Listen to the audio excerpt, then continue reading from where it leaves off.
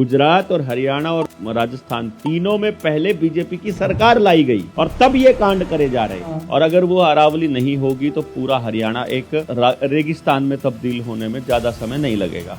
ऐसे कानून बनाएं जिसमें उद्योगपतियों के लिए खनन मुश्किल हो। लोगों को अगर कंट्रोल करना है तो पानी पे कंट्रोल हो जाए, भोजन पे कंट्रोल हो जाए, जमीन और प्राकृतिक संसाधनों पे कंट्रोल हो जाए तो बात बन जाएगी। ये उन लोगों को पता था। जब इनको उद्योगपतियों की जेब भरनी होती है और टॉप टेबल से आदेश आता है तो ये न्यायालय जो है, ये कोर्ट जो है वो कोठा बन जाता है। ये राजस्थान के जो लोग हैं वो पर्यावरण के लिए इतने सचेत और सजग हैं कि खेजड़ी के लिए सिर कटवा लिया करते थे। उनको पता था खेजड़ी के बिना ये राजस्थान कभी जिंदा नहीं रह पाएगा, लोग भी नहीं रह पाएंगे, तो वो सिर कटवा लिया करते थे खेजड़ी के लिए। अब सोचो पर्वत श्रृंखला के लिए वो क्या कर जाते हैं।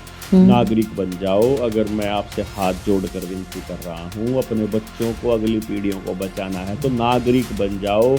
जो लोग ऐसा काम कर रहे हैं ना, सबके घरों में ऐसा हो जाएगा कि आपको जगह नहीं मिलेगी छुपने की, समाज को बता नहीं पाओगे कि कितना बुरा हो रहा है आपके साथ। और ये इन लोगों की, इन पेड़ों की, इन पशु पक्षियों की, जो जीवों की, इनकी बद्दुआ लगेगी ऐसे लोगों को जो ऐसे आदेश पारित करते हैं और इनको खाली कराने के लिए और अवैध खनन का काम करते हैं। दोस्तों, स्वागत है आपका इस एक नई वीडियो के अंदर। और आप सभी को पता है कि अरावली की पहाड़ियों को लेकर पूरे देश के अंदर चर्चा का विषय है, क्योंकि अरावली की पहाड़ियां हो सकता है अब ना रहें, जो कि 100 मीटर से नीचे की हैं। और उसी के ऊपर चर्चा करने के लिए कि अरावली का ये नियम कैसे बनाया गया, ये बिल कैसे पारित हुआ और क्या होगा अगर अरावली की पहाड़ियां नहीं रहेंगी, उनका खनन हो जाएगा। तो इसी पर बात करने के लिए आज हमारे साथ मौजूद हैं डॉक्टर देवेंद्र बलारा जी। डॉक्टर जी, स्वागत है आपका बहुत बहुत। जी राम राम जी भाई जी, कैसे हो? एकदम बढ़िया, फर्स्ट क्लास। 7 से 8 दिन पहले हमारी जब बातचीत हुई थी तो आप बता रहे थे कि अरावली की डेफिनेशन चेंज कर दी गई है। और उस समय ये मुद्दा मैंने बड़ा लाइटली लिया, क्योंकि इस पे चर्चा नहीं थी पूरे भारत के अंदर कहीं भी। और आज मैं देख रहा हूँ जिस तरीके से चर्चा छिड़ी हुई है, कैसे, क्या देखते हो, क्या होगा अगर अरावली की पहाड़ियां नहीं रहेंगी और डेफिनेशन कैसे चेंज हुई है, उसके मामले में पूरा बताओ एक बार। पूरे देश को इस बात को समझना चाहिए कि पहाड़ों का रोल क्या रहता है। और जब तक आप अपनी भौगोलिक स्थिति को नहीं समझेंगे और उन पहाड़ों का, झरनों का और तालाबों का, नदियों का अगर आपने रोल नहीं समझा तो आप अपनी अगली पीढ़ियों का अस्तित्व नहीं बचा पाएंगे। ये बात हर किसी को पता होनी चाहिए। अभी ये अरावली पे आने से पहले अगर मैं आपको बाकी चीज़ों के बारे में बताऊं कि जैसे हिमालय पर्वत के बारे में बड़ा स्पष्ट आप लोगों को मालूम है कि हिमालय के दूसरी तरफ से आने वाली शीत हवाओं को किस तरह से हिमालय रोकता है, हम सबको ठंड से मरने से कैसे बचाता है। ये तो है हिमालय का काम जो हमारे उत्तर में है, जो J&K, हिमाचल, उत्तराखंड के एरिया में जो शिवालिक की पहाड़ियां हैं वहां रहता है। और अरावली की पहाड़ियां तो हिमालय से पहले की है ना? हाँ, अरावली की पहाड़ियां तो हिमालय से भी बहुत पहले की हैं। और यहाँ से जब हम जाते हैं साउथ की तरफ थोड़ा, फिर हरियाणा के नॉर्थ में तो हो गया हमारे शिवालिक और फिर इधर हो गया हिमालय, अरावली। तो जब हम दक्षिण में जाएंगे और फिर राजस्थान का, अलवर का और फिर यहाँ तक ये मतलब कुछ एरिया गुजरात तक का पूरी पर्वत श्रृंखला रहती है भारत ये में। 690 किलोमीटर का एरिया है जो अरावली का है ना? 1100 कुछ किलोमीटर का है एरिया ये टोटल। नहीं, जिसमें अरावली आती है वो 690 किलोमीटर के आसपास का कुछ है। हाँ, पर्वत श्रृंखला की बात मैं कर रहा था, लेकिन अरावली का एरिया लगभग 700 किलोमीटर का ये एरिया। जब इसका जो मुख्य काम है वो एक तो पानी की स्टोरेज है, क्योंकि पहाड़ की सबसे बड़ी खासियत क्या रहती है कि वहाँ पथरीली जमीन बेशक हो, जब बारिश होती है तो पेड़ों की जड़ें पानी को जमीन के अंदर ले जाने में बहुत सहायक रहती हैं। पहाड़ का दूसरा जो पर्पस है वो बारिश करवाना भी है। मतलब बारिश करवाने में पहाड़ सबसे ज्यादा इम्पोर्टेंट रोल अदा करता है। आप अगर थोड़ा पहले के बारे में थोड़ा सा पहले जानेंगे ना, अगर इसके बारे में मैंने इस पे काफी लंबी चर्चा की थी किसी से कि भाई ये कैसे लिख सकता है कोई व्यक्ति कैसे कोई मतलब जज ऐसे कह सकता है कि भाई 100 मीटर से ऊपर की जो पहाड़ियां हैं उनको मतलब उनको काट दिया जाए। आपने शायद ये तो नहीं लिखा है भी काट दिया जाए। जो सुप्रीम कोर्ट का ऑर्डर आया ना वो गुजरात, राजस्थान और हरियाणा के जो स्टेट राज्य हैं, जो ये राज्य हैं, उनकी सरकारें हैं, उनके अंदर अरावली की डेफिनेशन को लेकर बहुत ज्यादा पंगा था कि अरावली की रियल डेफिनेशन क्या है। रियल डेफिनेशन का पंगा क्यों पड़ा था इसको समझिएगा। पहले तो ये समझो कि अरावली का काम क्या क्या है। पहले नंबर पर वो राजस्थान से आ रही धूल भरी आंधियों से पूरे के पूरे हरियाणा को बचा रही है। हाँ। और अगर वो अरावली नहीं होगी तो पूरा हरियाणा एक रेगिस्तान में तब्दील होने में ज्यादा समय नहीं लगेगा। ठीक है। दूसरी चीज जो आपको समझनी है इसके अंदर कि ये जो डेफिनेशन बदली है ये बदली क्यों है। मैं कहीं कुछ देख रहा था, मैंने कहीं कुछ लिखा था और मेरे दिमाग से अब वो पता नहीं कहाँ चला गया। लेकिन चलो एनी हाउ, अभी पहले पीछे से आपने देखा हो अलवर में कुछ नदियां सूख गई थी। हाँ बिल्कुल। और उन नदियों को फिर बचाने में अरावली के ऊपर डैम्स बना करके पानी रोक करके और फिर वहाँ के आसपास के हजारों गांवों को प्यासा मरने से बचाया गया था। ये अरावली ने बचाया था। कब की बात है ये? ये है 85 से 95 की बात है मेरे ख्याल से। ठीक मतलब है। मैं एग्जैक्टली उस नंबर में नहीं जाएंगे। और एक अभी एक मैंने देखी थी और उस टाइम पे और उसी दौर में 90 के दशक में ही 90 और 2000 के दशक में ही फरीदाबाद में और गुड़गांव में पानी की किल्लत हो गई थी। मतलब लोग प्यासे मर रहे थे। तो तब भी पानी का जो सप्लाई था, पानी की जो आपूर्ति थी वो अरावली से ही की गई थी। तो यहाँ लोगों को अगर कंट्रोल करना है तो पानी पे कंट्रोल हो जाए, भोजन पे कंट्रोल हो जाए, जमीन और प्राकृतिक संसाधनों पे कंट्रोल हो जाए तो बात बन जाएगी। ये उन लोगों को पता था। और जो अरावली की जो इस पूरे खेल को खेल रहे हैं, जो जिसमें पॉलिटिशियन मोहरा है, जिसमें सुप्रीम कोर्ट मोहरा है, नहीं मैं केवल अरावली की ही बात करने के लिए मैं अरावली की बात कर रहा हूं ना, तो मैं तो उसी पे जाऊंगा ना। मैं आपको की बातें हो रही है ना, मेनली बात खाली अरावली दिखा नहीं, मैं आपके खनन पे जाऊंगा। आपको अरावली के लिए कानून बनाने वाला जज दिखाई दे रहा है, उसके लिए सिफारिश करने वाला कलेक्टर दिखाई दे रहा है और नेता दिखाई दे रहा है। इन तीनों को गुलाम बना के जो काम करवा रहा है वो तो आपको नजर नहीं आ रहा है। अगर उसको नहीं देखोगे तो आप अरावली को नहीं बचा पाओगे।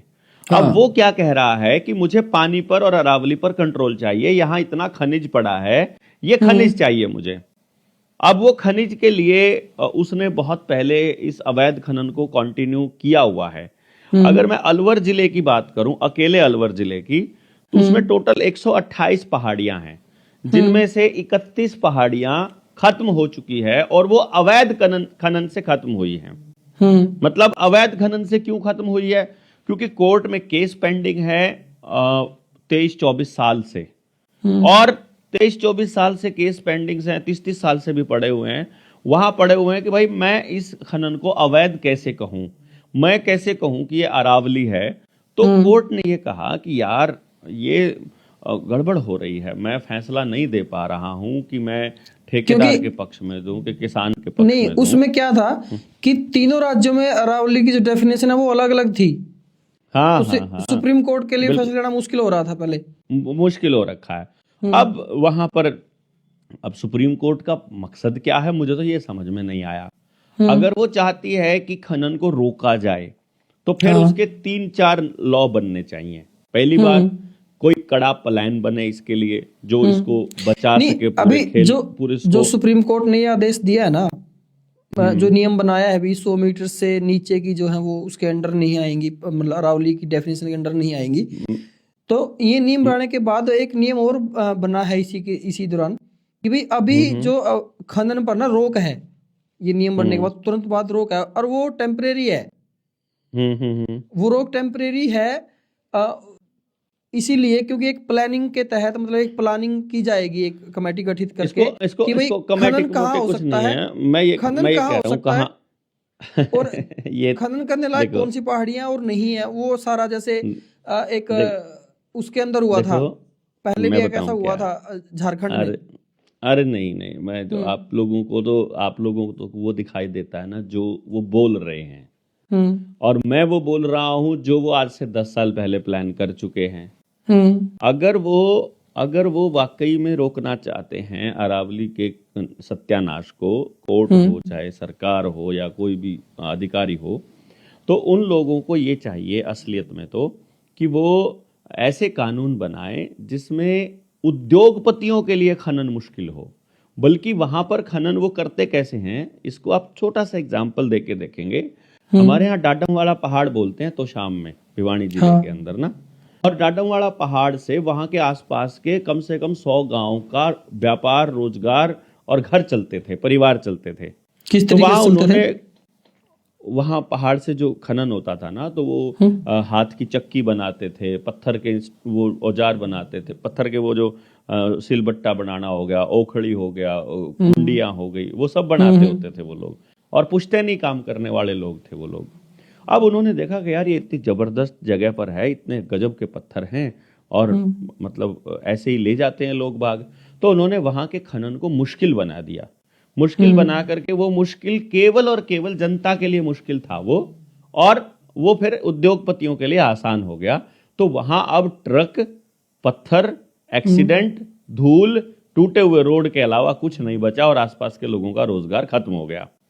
अगर वो अरावली के लिए भी इसी तरह से बनाएंगे, जो आप कह रहे थे कि आने वाले टाइम में वो लोग जो कमेटी बनाएंगे, वो कानून केवल जनता के लिए मुश्किल होगा। वहां जनता के ऊपर मुकदमे ज्यादा होंगे, और उद्योगपतियों के ऊपर, बड़ी बड़ी फर्मों के ऊपर उनको बकायदा लाइसेंस दिया जाएगा लूट का, और वहां जो वसूली होगी वो कुछ और होगी, और जो जमा होगा मतलब ट्रेजरी में वो अलग होगा, और रिश्वतखोरी और अवैध खनन से जो घर भरेंगे उनके वो अलग होंगे।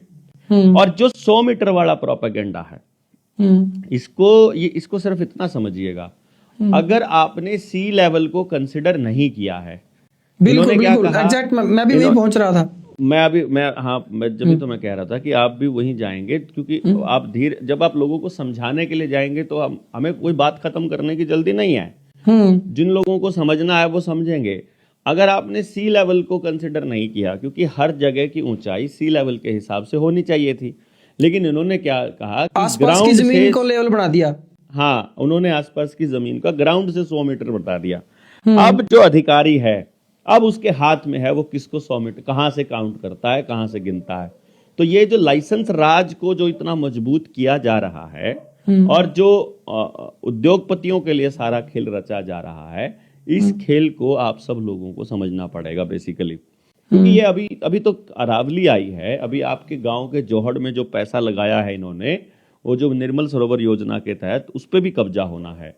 आपके जो जंगलों के जो इन्होंने पेड़ लगाए हैं आपके पर्यावरण के नाम पर, जो आपके गांव में पेड़ लगा करके तार लगा रहे हैं, वो कब्जे के लिए लगाया जा रहा है कि ये सरकारी जमीन, सरकार का कब्जा हो रहा है इस पे। जो सामुदायिक केंद्र बनाए जा रहे हैं, जो अस्पताल बनाए जा रहे हैं, जो दूसरी चीजें बनाई जा रही हैं, वो तमाम चीजें जो हैं वो सिर्फ एक ही चीज के लिए है कि वो जमीनों पर कब्जा करना है। प्राकृतिक संसाधन कब्जे में पहले नंबर पर इनकी लिस्ट में आते हैं, और उसमें अरावली से बेहतर खजाना कहीं नहीं हो सकता, बल्क में, जहां आराम से खनन किया जा सकता है। झारखंड हो गया, छत्तीसगढ़ हो गया, जम्मू कश्मीर हो गया, आपका हिमाचल हो गया, जाकर देखिए, उत्तराखंड देखिए, हर जगह तबाही मची हुई है पूरे देश, इसके बारे में दुनिया में मची हुई है ये।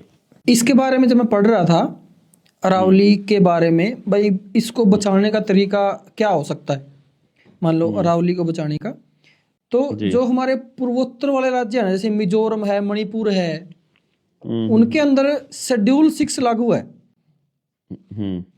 और शेड्यूल 6 के अंदर क्या आता है कि अगर वहां का कुछ भी करना है, मान लो जंगल पे कुछ बनाना है, या फिर कुछ भी डेवलप करना है, वहां पे बड़े बड़े बंगले बनाने हैं, या सरकारी कुछ भी कोई फैक्ट्रियां लगानी है। मैं समझ गया। तो 6 शेड्यूल की जब आप बात करते हैं, जब आप 6 शेड्यूल की बात करते हैं, तो 6 शेड्यूल के लिए सोनम वांगचुक जेल में पड़ा है, 6 शेड्यूल की मांग के लिए। वो लद्दाख में मांग रहा था, वो उधर लद्दाख को बचाने के लिए उसने 6 शेड्यूल मांगा, तो उसको जेल दे दी गई। तो आपको लगता है कि ये आपको 6 शेड्यूल देने वाले हैं? वो आपकी मांग को मान लेंगे, लेकिन 6 शेड्यूल तो अभी नहीं देंगे। 6 शेड्यूल ये तब आएगा जब हम गांव को भी 6 शेड्यूल में ले जाएंगे, क्योंकि आने वाले टाइम में जनता सरकार एक्चुअली मोर्चा है जो क्या काम 6 कर रहा है शेड्यूल की ना, अगर रियल डेफिनेशन देखें तो क्या है? 6 शेड्यूल क्या है? ये आरक्षित क्षेत्र है जिसमें सरकार की दखलंदाजी, मतलब विधानसभा और लोकसभा की दखलंदाजी नहीं हो सकती। असल सरकार ही वहां निर्णय ले सकती है, और असल सरकार ग्राम सभा है। तो ग्राम सभा की परमिशन के बिना वहां कोई नहीं जा सकता, और ये बात आदिवासियों को पता है। तो आदिवासी सरकार के किसी भी अधिकारी को वहां एंटर करने नहीं देते, तो उनको नक्सली बनाया जाता है। मतलब जैसे उधर उनको क्या करता है, मणिपुर मिजोरम के अंदर उधर है जो, हाँ, वो नक्सलवाद नहीं था वहां, असल में एक भी आदमी नक्सली नहीं था। उन्होंने क्या किया, जो पुलिस वाले जिस तरह से सबूत प्लांट करते हैं और ये सुरक्षा बल वाले, वहां वो लोग अपने खेतों को बचाने के लिए अपनी लाठियों से मतलब रक्षा कर रहे थे, निहत्थे होकर, मतलब लाठियों से नहीं, मतलब निहत्थे ही। तो उनके ऊपर गोलीबारी करके उनके हाथ में एक एक बंदूक पकड़ा दी गई। ये बंदूक वाले हैं और इनसे लड़ने के लिए हमको बंदूक चाहिए। जैसे इसी खेल को समझने के लिए आपको जवाहर बाग का कांड देखना पड़ेगा, 2016 का। जवाहर बाग आपने सुना भी नहीं होगा मेरे ख्याल से। नहीं सुना। मथुरा में जवाहर बाग कांड बहुत पुराना कांड है। इसमें अखिलेश यादव की सरकार थी, जिसमें रामवृक्ष यादव रुपए के मसले पर सरकार से सवाल पूछ रहा था, और वहां 6 महीने से धरना लगा रहा था शांतिपूर्ण तरीके से। तो सरकार ने जब देखा कि ये नहीं उठ रहे हैं, तो किसी ने कोर्ट के अंदर जो है अर्जी डलवाई अपने ही आदमी से, सरकार ने ही, और वहां कोर्ट ने ये कहा कि जगह को खाली कराओ, हमें नहीं पता कैसे कराना है। तो सरकार के आदेश पर खाली कराने के लिए वहां एक ड्यूटी मजिस्ट्रेट की नियुक्ति की गई। भारी पुलिस बल वहां गया, और वहां उन्होंने अपने ही इंस्पेक्टर और डीएसपी को गोली मार दी, पुलिस वालों ने। क्योंकि बाद में ये तथ्य सामने आया था कि एसपी जो इंस्पेक्टर की, जो सब इंस्पेक्टर की जो मौत हुई थी, वो पुलिस की गोली से हुई थी एक्चुअली। तो असल में उन्होंने क्या किया, अपने ही अफसर को गोली मार के उसके बाद निहत्थे लोगों के ऊपर गोलीबारी कर दी। और वो सारे लोग जो थे, उनमें से 100-150 लोग मर गए थे। बताए थोड़े थे कि 80-90 लोग मरे हैं, ज्यादा मरे थे। बहुत से लोग अपाहिज हो गए, किसी की टांग कट गई, किसी के बाद में आंखें चली गई, किसी का पता ही नहीं चला, किसी को उठाकर ले गए, वो तो आज तक पता नहीं चला, उनके अंग बेचे कि क्या किया, कुछ नहीं पता चला। तो ये जो कांड है, इस कांड का ना तो मीडिया में कभी कुछ जिक्र आया, ना ही इस कांड के बारे में कहीं चर्चा होती है, और रुपए का मसला यूं का यूं दब गया 2016 के बाद। नहीं तो पूरा देश समझ रहा था कि ये तो सारा घपला चल रहा है। तो ये जब भी किसी ऐसे मसले पर, जब इनको उद्योगपतियों की जेब भरनी होती है और टॉप टेबल से आदेश आता है, तो ये न्यायालय जो है, ये कोर्ट जो है, वो कोठा बन जाता है। ये न्याय करने की बजाय फैसला चालू कर देते हैं। और भाई मैं एक बात बता देता हूं, सारी दुनिया को, सारे देश को ये पता होना चाहिए, राजस्थान के जो लोग हैं वो पर्यावरण के लिए इतने सचेत और सजग हैं। अभी तो कोरोना की वैक्सीन लगने के बाद तो क्या हाल होगा वो तो कहानी अलग है।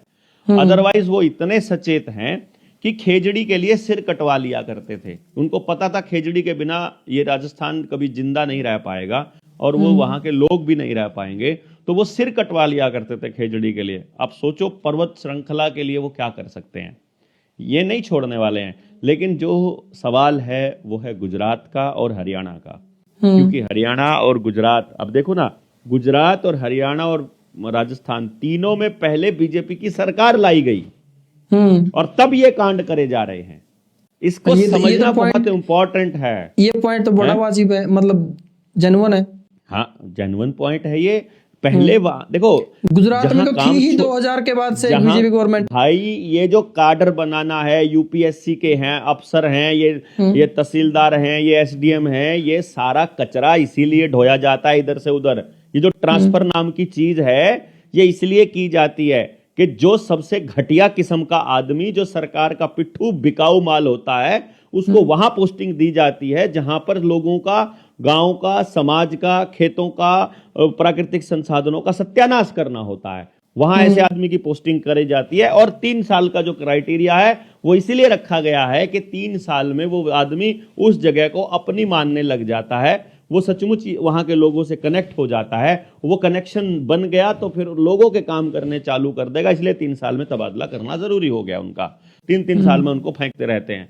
तो ये नेता, ये अधिकारी, ये कोर्ट, ये सब के सब एक ही एजेंडे पर काम कर रहे हैं कि किस तरह से प्राकृतिक संसाधनों को लूट करके उद्योगपतियों को पकड़ा दिया जाए। वो उनके हाथ में चला गया, आपकी रोटी उनके हाथ में चली गई, उसके बाद आपके पास कुछ नहीं बचेगा, फिर आप यूं ही रहोगे। वो जो मैं आपको बता रहा था फरीदाबाद गुड़गांव में, वो 95 से 2000 के बीच में थी वो जो, और 85 से 95 तक जो था वो अलवर की नदियां सूखी थी। मैं बता रहा था आपको जो पॉइंट था वो, मैं वो ये समझने की बात थी। तो अभी जिस तरीके से लोग आवाज उठा रहे हैं, वीडियोस बना रहे हैं, लोग इसके ऊपर मैटर पे चर्चा कर रहे हैं, और आज मैंने देखा जो पर्यावरण मंत्री हैं भारत सरकार के, उनका भी बयान आया था।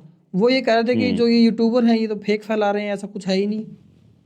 अभी आने वाले टाइम में यूट्यूबर्स के लिए भी कानून बन रहे हैं, आप लोगों को, हम लोगों को भी जेल होने वाली है, क्योंकि वो कागज तो आएगा बड़े सुंदर शब्दों में, हम जैसे लोग बताएंगे भविष्य की वो ऐसा करने वाले हैं, तो वो अफवाह फैलाते हैं। इसके नाम पर ऐसे ऐसे कानून आ रहे हैं कि 7 साल से ऊपर की सजा है। तो जिस चीज में 7 साल से ऊपर की सजा है उसमें गिरफ्तार करके कोर्ट में चालान भी पेश ना करो चाहे 3 महीने तक, ये बीएनएस में प्रोविजंस दे दिए गए हैं।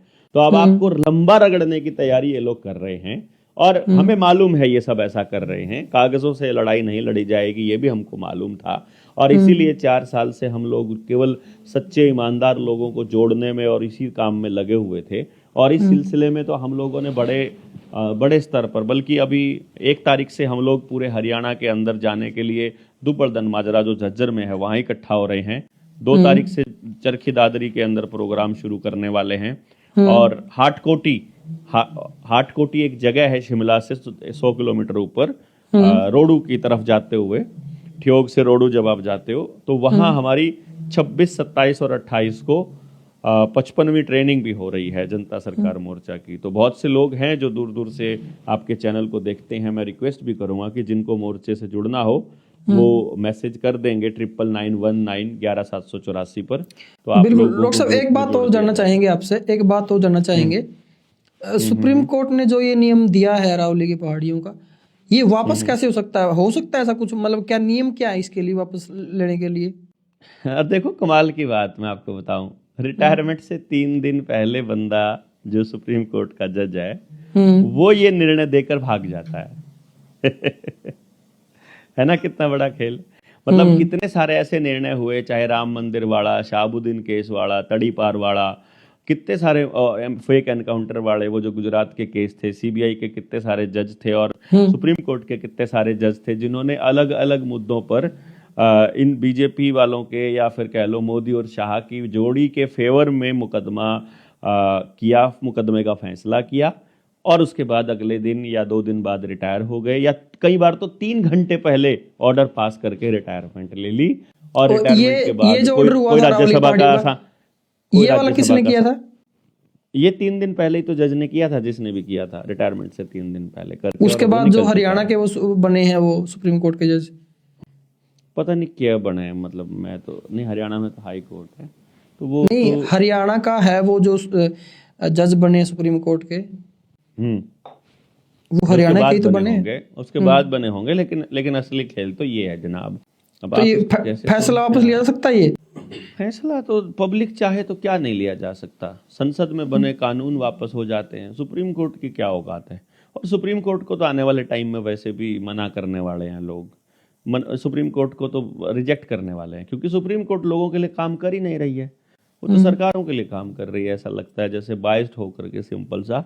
तो लोगों की ही ये ड्यूटी बनती है बेसिकली कि वो सरकार के, अभी वैसे भी ये जो अरावली वाला जो फैसला है ना, इससे बीजेपी का जो स्तर है वो इस लेवल पर चला जाएगा कि अगले 50 साल तक, मतलब बीजेपी और संघ में रहे आदमी से लोग इतना दुत्कारेंगे इनको कि इनके घरों में रिश्ते नहीं होने हैं, कि ये सबसे घटिया, सबसे नीच लोग थे जिन्होंने पर्यावरण को तो जो नुकसान पहुंचाया, समाज को तो जो तोड़ा, बल्कि मतलब प्राकृतिक संसाधन, जीव जंतु, पेड़, पशु पक्षी इंजेक्शन लगा लगा के, मार मार के, और आदमी किसी को नहीं छोड़ा।